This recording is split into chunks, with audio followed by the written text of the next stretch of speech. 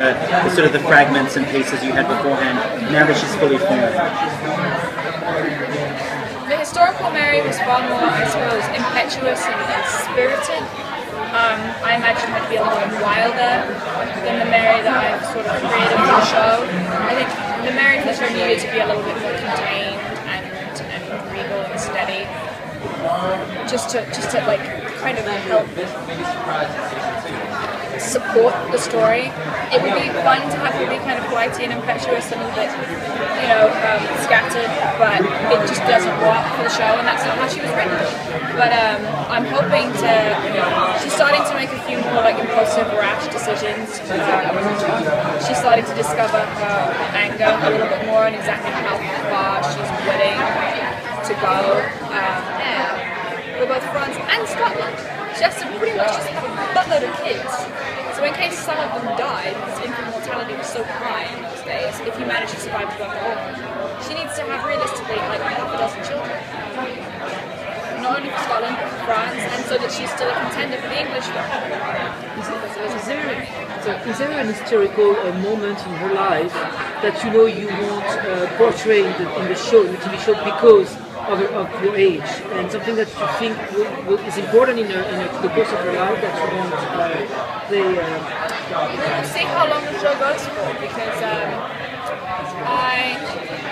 I would love to get around to her second marriage and her bearing a child. I'm very excited to have a baby. I think that would be very exciting. I don't think we're going to get around to that. I don't know if we're going to get around to her being beheaded. We might fudge that. If we know that we're going to wrap up at the end of the season, we might say cut to, whatever. Or we might just leave it. I don't know. I don't know if we're going to get to her death. And I'm very young for that. TV land, we could get to that point over the next 3 or 4 seasons. In which case I'll be 27, 28, and still too young. She died in her 40s. She was beheaded in her 40s. There was a good 20 years where she just sat in houses around France under house arrest, doing nothing. Which is incredibly boring and not very TV friendly. It is, let's be real, it isn't. But I don't know if we're going to get to that. I would like to, but we'll see. Why do you think? I think that's exactly why, because they are unfamiliar with the history, and England and Europe has such rich, remarkable history. I think that that's appealing to a relatively young country such as the United States, and it hasn't been a historical show or a fictional historical show that has been aimed specifically at a younger demographic before.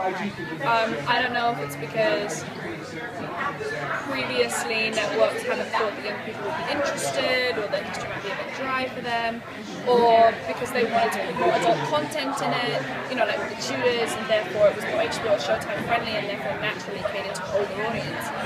But nobody's ever really made something like this for them before, and with our modern music and our modern spin on wardrobe and sort of like the drama and the romance and the relationships in our very, very, very handsome boys.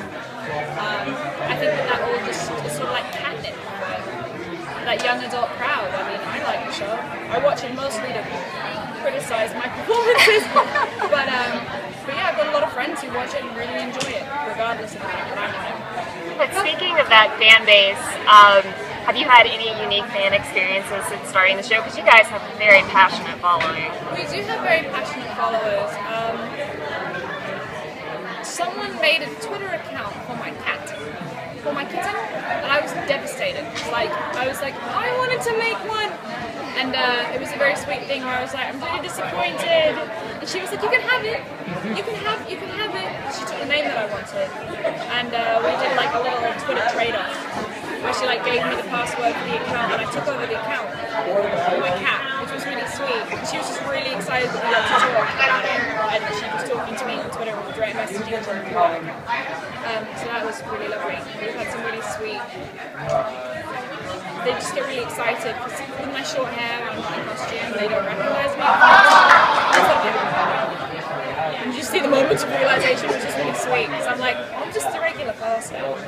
I just happen to have a really weird job. You were just thinking about what an amazing role it is for someone your age, and what an amazing character she is. There's actually a panel, I think, one of the days here called Women Who Kick Ass. I mean, do you think that there are like women in charge? You know, women heading up the cast, women kind of doing it for themselves. I mean, do you have any thoughts on why that's happening? Many thoughts. I think that we're finally coming into an age where female writers and directors are starting to come more to the fore, where women are producing more. It's been more of a man's world for generations, and we're just getting a little bit more of a voice, and not in like an intense sort of like, rah, the patriarchy kind of way, but it has been a male-dominated field for a very long time.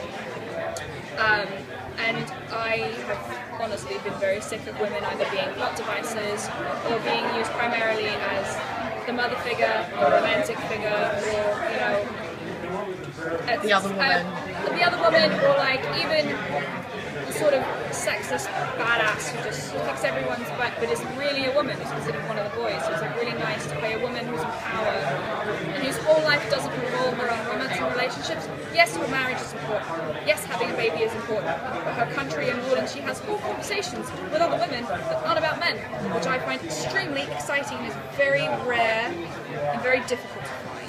And I'm very excited about that. do you think that's partly because the show was created by a woman? Yeah. Yeah, I mean it's nice for all that wear a show where it's like about living in the 15th century and getting married and having babies and wearing pretty dresses. I think that we're like a very pro-feminist, pro-woman show. We have characters like Kenna who are unabashedly and unashamedly sexual and don't apologise for it, which I think is awesome. And then we have Catherine, who's like just this wonderfully brilliant tactical mind, who if she were a man who rules the world. You know, it's really remarkable, and I think that Mary, had she been a man, would have been one of the greatest kings of all time because she was a woman. She was not taken particularly seriously, even though she was incredibly intelligent and incredibly articulate and knew what she was talking about and was very progressive as a royal and as a ruler as well. She believed in peace between Protestants and Catholics, which was like such a radical notion at the time.